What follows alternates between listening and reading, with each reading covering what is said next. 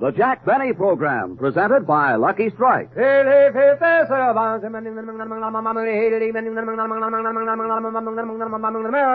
Lucky Strike, and Lucky Strike alone, offers you important evidence gathered in the tobacco country by the world-famous Crosley poll. This evidence reveals the smoking preference of auctioneers, buyers, and warehousemen, the men who really know tobacco. Here's what the Crosley poll found. For their own personal smoking enjoyment, independent tobacco experts again name Lucky Strike first choice. Lucky Strike first choice over any other brand. These experts know their business. Their overwhelming preference for Lucky Strike, we believe, has a direct relationship to the quality tobacco we purchase for Lucky's and to the real, deep-down smoking enjoyment you may expect from fine tobacco. And when these veteran tobacco experts name Lucky Strike first choice for their own personal smoking enjoyment, then you know. LSMFT. LSMFT. Lucky Strike means fine tobacco. And fine tobacco is what counts in a cigarette. So smoke the smoke tobacco experts smoke Lucky Strike. Remember, independent tobacco experts again name Lucky Strike first choice. Lucky Strike first choice over any other brand.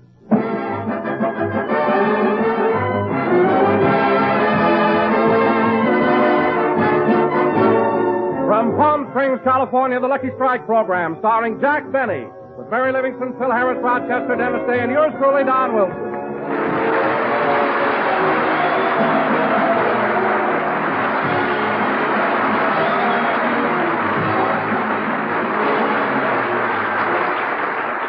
And now, ladies and gentlemen, we bring you the star of our show, toughened by the desert wind, tanned by the desert sun, and frightened by the desert prices, Jack Benny!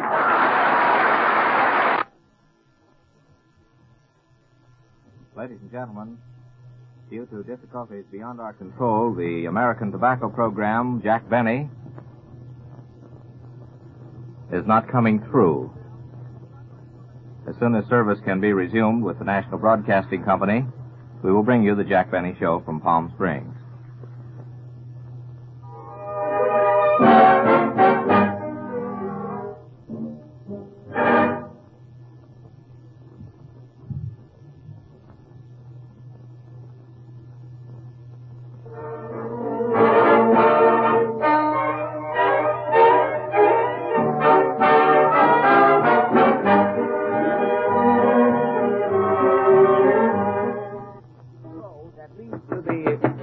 Pardon me, Don. Come in. Mr. Benny? Yes? On behalf of the Chamber of Commerce, I want to take this opportunity to welcome you to this desert paradise.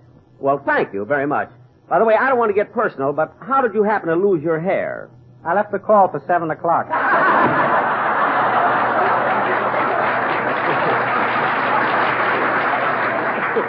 With that tomahawk still in his head, he looks like a sundial. You know? He also looks like the last of the Schmohicans.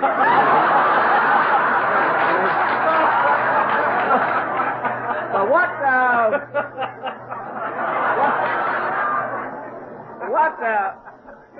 what was that you were asking me, Don? Well, I asked you about the motel you're stopping at. Where is it located? Oh, the Gitsy Gumi? Yes. Well, here's how you get there, Don. You know the street right back here, the one that leads to Cathedral City? Oh, it's this side of Cathedral City.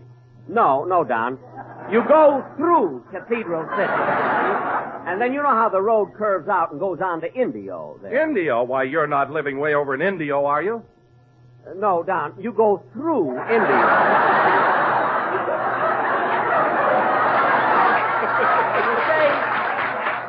You stay on Highway 66, and the only delay is when they stop you at the Arizona border.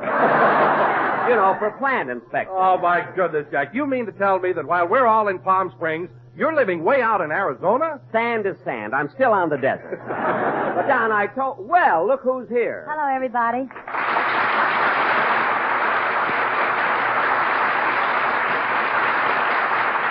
Well. Hello, Mary. Hi, Don. Hello, Mary. Jack, what are you doing in town? I came in with a safari. What am I doing in town? Why did you stay in Beverly Hills? That's closer to Palm Springs than when you're living now. I couldn't stay in Beverly Hills because I sublet my house. Oh, fine. He's here for 5 days and sublets his house. I may be here for 14 days. Who knows? You even look for a tenant when you go out to lunch. Now you're reaching, sister. Say, Mary, you look wonderful today, and that sure is a novel dress you're wearing. Oh, do you like it, Don? I certainly do. What's it made of? $20 bills. $20 bill? What gave you that idea? I went into a store here to buy a dress, and it was cheaper to sew the money together. You see, Don? You see, what did I tell you? Everybody's got to make jokes about the high prices. By the way, Mary, where are you staying? At the Racquet Club. You know, that's run by Charlie Farrell. He used to be a big movie star. I know. Gosh, Charles Farrell. I'll never forget him in Seventh Heaven. Neither will he. Anyway... Say, Mary, since you're staying at the Racquet Club, how about you and I playing some tennis, huh? Oh, I'd love to, Don, but it's been so windy lately. It sure has, especially yesterday. What are you laughing at, Mary? Jack and I were walking down the street, and it was so windy, I put my hair in a bandana, and Jack put his in his pocket.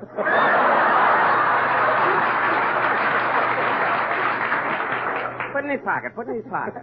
Mary, stop with the jokes. I came to Palm Springs for rest and relaxation. You came to Palm Springs because you can't face Ronald Koeman since you lost his Oscar. Look. Oh, by the way, Jack, have you done anything about it?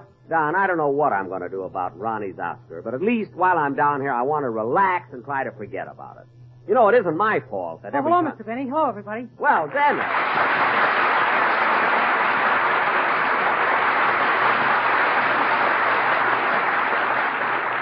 Dennis, you came in here just in...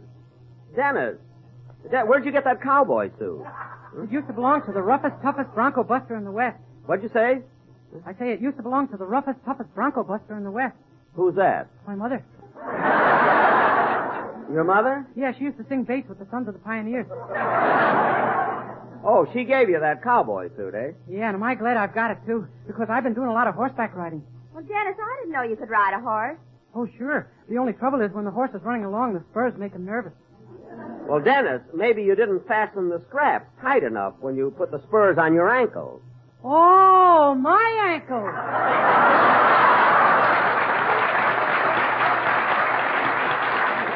Oh, for heaven's sake. By the way, Dennis, where are you staying? Oh, I'm living with Mr. Benny over the hills and far away. That's right. He's with me at the Gitchy Goomy Motel. It's nice there, isn't it, Dennis? I'll say. We saw a swell movie in Phoenix last night. We made it in no time, huh?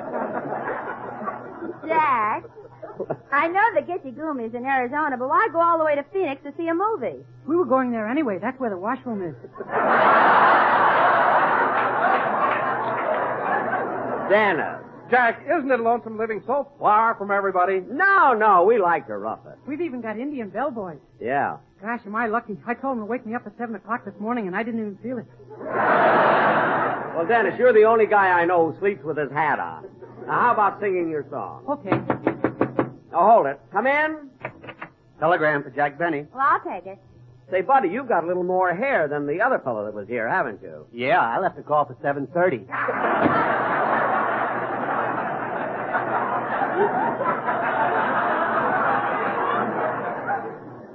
He looks like Phil's piano player, doesn't he?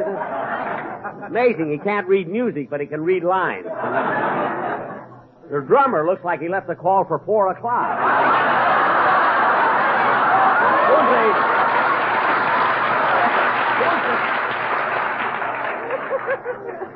Mary. Yes, Dad. Mary, who's the wire from? It's from Fred Allen. Fred Allen. What does he say? He says, Dear Jack, just heard you're in Palm Springs. But when I told you to go to a warmer climate, that's not what I meant. He probably meant Banning. Go ahead and sing, Dennis.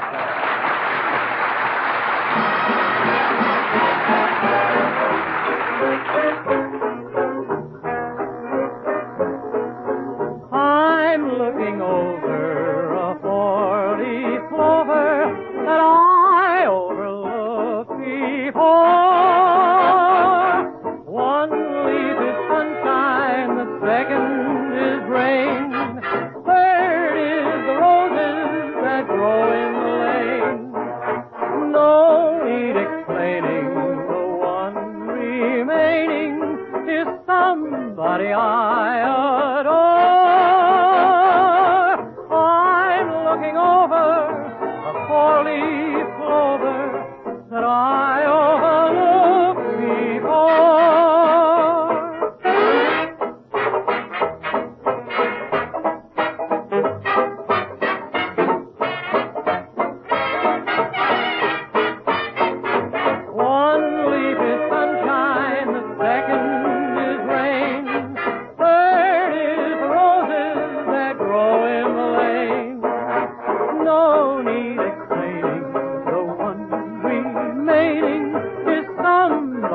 I adore. I'm looking over a four-leaf clover that I overlooked before.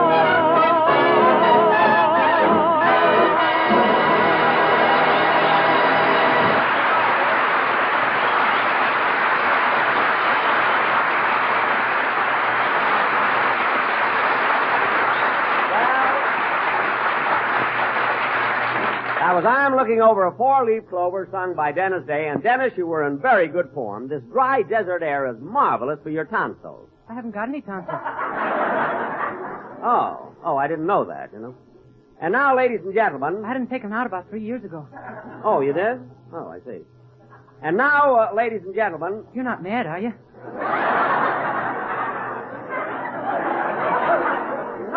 No, you can have your tonsils out if you want to. I had mine snipped, too. And by a wonderful doctor. Doctor, nothing. Rochester took him out. He did not. I finally wound up going to the doctor. You know that. Well, you were considering Rochester. Oh, considering. I asked him if he knew how. That was all. Isn't it amazing, Don? All I said to Dennis was this desert air is wonderful for your tonsils, and look at the routine I got into. Now, Dennis, go sit down. And, Mr. Merrick, before we continue, I want to thank you for conducting the orchestra. You're welcome. And now, ladies and gentlemen... Jack, isn't Phil going to be on the show today? No, Mary, that's why Phil's musical arranger, Malin Merrick, led the orchestra. And if I say so myself, he did a very good job. But, Jack, why did he use such a long baton? You know, Mary, I thought it was peculiar, too. Oh, Mr. Merrick. Yes? When you conduct Phil Harris's boys, why do you use such a long stick? Well, in that way I can lead the band and shoo the flies off of them at the same time. Oh, yes, the flies. But, Mr. Merrick, why don't you do what Phil Harris does? You see, when he leads the band, he waves a horse's tail. On him, it looks good. Oh. He reads lines as well as the piano player, you know. And now, ladies and gentlemen, as a tribute to Palm Springs, for our feature attraction tonight, we are going to present an original mystery melodrama entitled Murder at the Racquet Club. Or, he took his tennis racket to a psychiatrist because it was high-strung.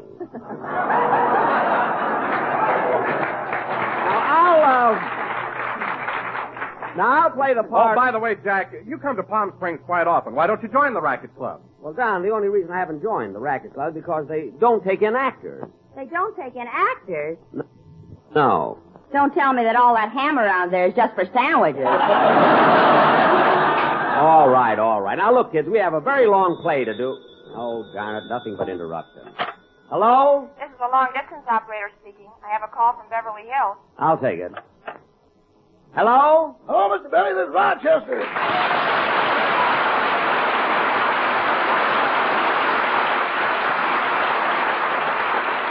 Oh, hello, Rochester. Why did you call? Well, the city of Beverly Hills is having an election next Tuesday, April 13th. I know. And they want to use your garage as a polling place. A polling place? They're paying $12. Oh. I tried to get 15, but it seemed to have a policy. Well, Rochester, that's disgraceful dickering with the city officials. Why, I'd have done it for nothing. Operator, I have the wrong party. You have not. Now, Rochester, will there be room in the garage for all those voting booths? Yeah, I lined the Bendix washing machines along one wall and the voting booths along the other. And I already thought of a great slogan. What is it? Cast your vote and lux your undies at the same time. Oh, well, look, Rochester, how's everything at home? Well, everything was fine till last night when Mr. Harris came over and threw a party. You let Phil Harris throw a party in my house? Oh, it wasn't my fault. You see, I was cleaning the front windows with soil off when Mr. Harris and some of his friends dropped in. Uh-huh. I said, hello, gentlemen. They nodded, grabbed the bottle out of my hand, and levity took place from there. Just one rehearsal, that's all I ask. They drank the soil off, that's awful. Maybe so, but they've got the cleanest hangovers in town. Oh, they have, eh? Well, I'll talk to Mr. Harris about it when I get home. Goodbye, Rochester. Goodbye. Oh, say, boss. Now what? There's a lot of activity over at Mr. Coleman's house, and I think he's going to sue you for losing his Oscar. Oh, my goodness. What makes you think he's going to sue me? Have you ever heard of the law firm of Wertheimer, Donaldson, Fitzpatrick, Elroy, and MacArthur? Yes. Well, they're all here but MacArthur, and he's flying in from Japan. Look, Rochester, see if you can install Mr. Coleman for a while, and I'll try to think of something. Well, you better think fast, boss. Mr. Coleman's so mad he's putting slugs in your bendy. Oh, no. Oh, yes. He hit the jackpot and got Greer Garson's knife down. Rochester, don't worry me now. I'll call you back later. Goodbye. Goodbye. Gee, I've just got to do something. What's the matter, Jack? Ronald Coleman's really upset about my losing his Oscar. He might even sue me. Well, it's your own fault for borrowing it. I guess so. But, Mary, it's amazing how fate works. Rochester wanted to see an Oscar. I borrowed Ronald Coleman. I got held up and lost the Oscar. And because of that, Greer Garson is going to be cold tonight. What are you talking about? Nothing. I'll tell you later. We got to get on with the show. All right, Don, introduce our play. Okay. Murder at the Racquet Club. Mr. Merrick, that wasn't funny. A fly got in his trumpet. Oh. Go ahead, Don. The scene opens at the Palm Springs police station. Captain O'Benny is sitting at his desk, attired in a sun helmet, pin badge, and shorts. Curtain. Music.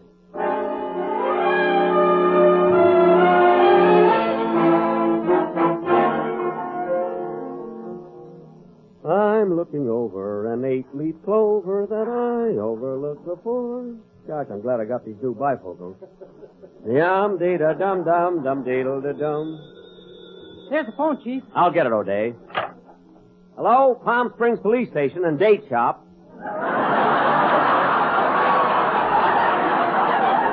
Captain O'Benny speaking. Oh, it's you, Sergeant. What's that? You arrested 2 fellas. Well, let them loose. I know they're crooks, but this jail is for tourists. I'm getting $12 a cell, American plan. We can catch crooks during the summer. Goodbye. Morning, Chief. Morning, O. Wilson. How are things on your beat? Marvelous. I sold 40 pounds of dates. Good. Keep going like that. You'll soon be a lieutenant. Thank you, sir. Is that better than a big fat sergeant? Yeah. O'Day, where are you going with those lace curtains? Oh, I thought I'd make cell 9 and 10 into a bridal suite. That's a good idea. Put a canopy over the bunk. You know of business. I'll take it. Hello? Palm Springs Police Station and Date Shop. Captain O'Benny speaking. What's that? What? Murder at the Racquet Club? Gee, that's the title of our play. Quiet.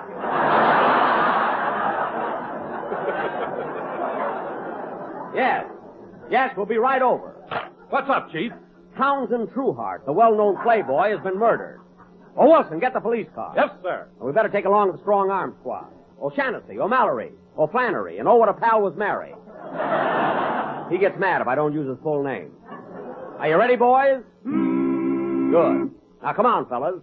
And I'm going to find the murderer of Townsend Trueheart, or my name ain't...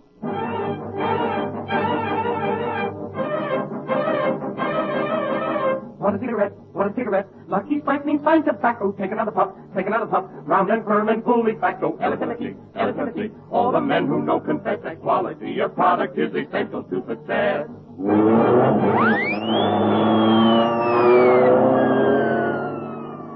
Calling all cars. Be on the lookout for newlyweds. Bridal suite now available at police station. That is all. Forgot to mention the lace curtains, and I crocheted them myself. Step on the gas, Sarge. Lucky Strike means fine tobacco. Round and firm and fully facto. Eligibility, eligibility. All the men who know confess that quality of product is essential to success. Hey! Okay, boys, here we are. Are you sure this is the right place? Certainly. See that sign there? Racquet Club. Owned by Charlie Farrell, star of Seventh Heaven. Members only. Open up! Open up! It's the police! I'm the doorman. What can I do for you? I'm the chief of police. I want to get in here. Are you a member of the club? No, I'm here to investigate a murder. I want to see the body. Well, if you're not a member, you can't come in. What? I'll have to throw the body over the fence to you. What are you talking about? A man has been murdered on these premises, and I'm going to find out who done it. That's who did it. No wonder you're not a member of this club. Oh, fine. Now, look, Bud, please, we got to get in here. You can't come in here wearing that sunsuit. Take it off. Where'll I pin my badge? Now, let us in. I'm sorry, but you'll have to speak to the owner, Charlie Farrell, star of Seventh Heaven. Here he comes now. Oh. Hello, Mr. Farrell. What's going on here anyway?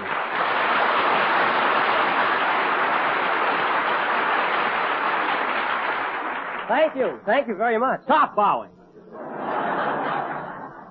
Now listen, Farrell, I'm Captain O'Benny of the Palm Springs Police Department. Glad to know you. I'm Charlie Farrell, star of Seventh Heaven. I know. Now listen, Townsend Trueheart has been murdered on these premises, and I'm going to find out who done it. Who done it? I warned him. All right, did it. Now come on, men. Follow me. Lucky Strike is fine tobacco, round and firm and fully packed and easy on the draw. Hey! Now, Mr. Farrell. Mr. Farrell. Tell your clerk I want the names of everybody that lives here. Why don't you look in the register? I think I will. Not that one!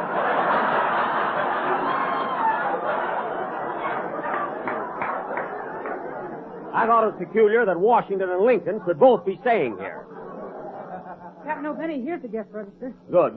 Read me the names of all the people who are living here. There's Clark Gable, Pat O'Brien, Robert Taylor, James Dunn. James who? James Dunn. That's dead. Watch it, O'Day. We've been warned. Now, tell me, Mr. Farrell, was Townsend Trueheart alone when he was murdered? No, there were several people with him. I see. Well, the first thing I'm going to do is grill the suspect. I'm sorry, the grill doesn't open until noon.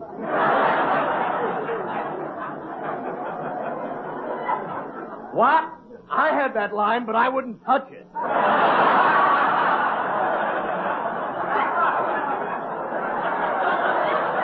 Well, I don't blame you. Well, here we are in the lobby. Quiet, everybody. Dates, get your nice fresh dates here. Would you like a box of stuffed dates, sir? Not him, that's the body. Oh, shall I give him his money back? Certainly. Wait a minute, let's see that wallet. I want to look for identification. Here's a card, property of Townsend Trueheart. In case of accident, please notify Charlie Farrell, star of Seventh Heaven. That's me! I know. Everyone line up. I'm going to find out a few things around here. Who are you, miss? Miss, I said, who are you? Who am I? Well, I happen to be Missy LaRue, the movie star. What's the matter, Miss LaRue? Have you got a cold? Yeah, I caught it in Naked City. Wait a minute. I saw Naked City. What were you? A bare midriff. Oh. From now on, I'm working in shorts. What? I had that line, too, but the censor took it away. Oh, well, I'll get back to you later, Miss LaRue. I'll just see who's in the next room. Come on, men. Follow me. Timothy, all the men in Seventh Heaven knew that Charlie Farrell was essential to success. Hey! Hold it, men. There's a suspicious-looking character sitting over there in that chair. Hey, you, come over here. What's your name? My name is Paul Lucas.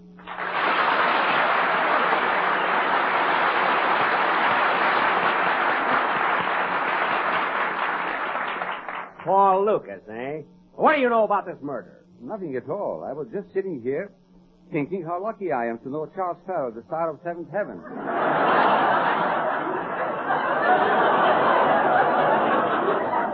Just a second, you. How'd you get that continental accent? Oh, well, I wasn't born here, you see. I was born in Hungary in a little town called Novgorod Germoshnik-Bolekov. A likely story. Novgorod Germoshnik-Bolekov. What does that mean in English? Do what did it? Gee, they have one over there, too. Well, tell me, Mr. Lucas, what is your occupation? Oh, I'm a movie actor. Oh. You catch that cold in Naked City? No, I was watching April showers in a bare midriff. Well, if you haven't an alibi... Hey, wait a minute. Aren't you the Paul Lucas who made Watch on the Rhine? Yeah, that's right. Oh. Well, Paul, step in the other room a minute. I want to talk to you alone. Yes, Captain O'Benny. You can call me Jack. Yes, Jack. Look, Paul, didn't you once win an Academy Award, Oscar? Yes, I did. It was in 1944, and the picture was Watch on the Rhine, which I made for Warner Brothers. Oh, yes. They're still talking about it over there. Thank you. You know, I made the horn blows at midnight at Warner Brothers. Oh, yes, they are still talking about it over there. Now, look, Paul, I'll be honest with you. I'm in an awful jam, and you can help me out if you'll just lend me your Oscar for a couple of weeks. But why? Well, look, 2 weeks ago, I borrowed Ronald Coleman's Oscar, and it was stolen from me. Now he wants it back. I tried everything. Last week, I even went over to Bing Crosby's house and tried to borrow his. Well, wouldn't Bing lend it to you? I don't know. They cut me off before the program was finished. Now, come on, Paul. Help me out. Lend me your Oscar for just a little while. Now, Jack, please don't ask me for my Oscar. It means the world to me, everything. It's my good luck charm. Gee. But, Paul, can't I at least see it? I'm sorry, but I lost it at the Cove.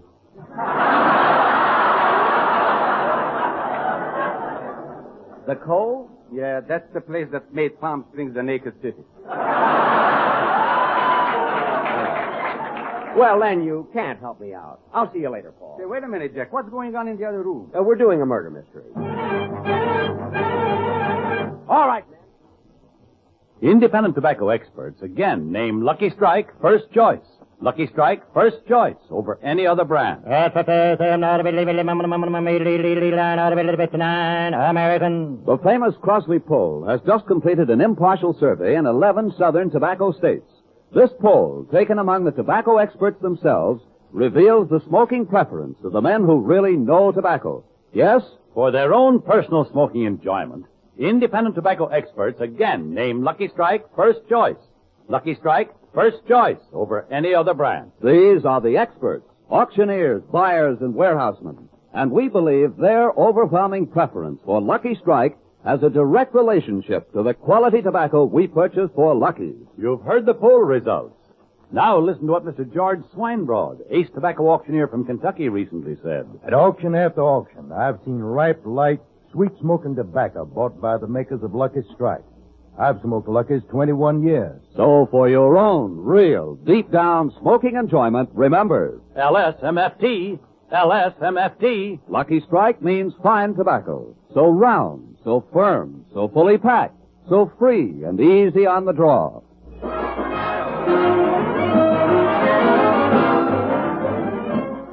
This is NBC, the national broadcasting company.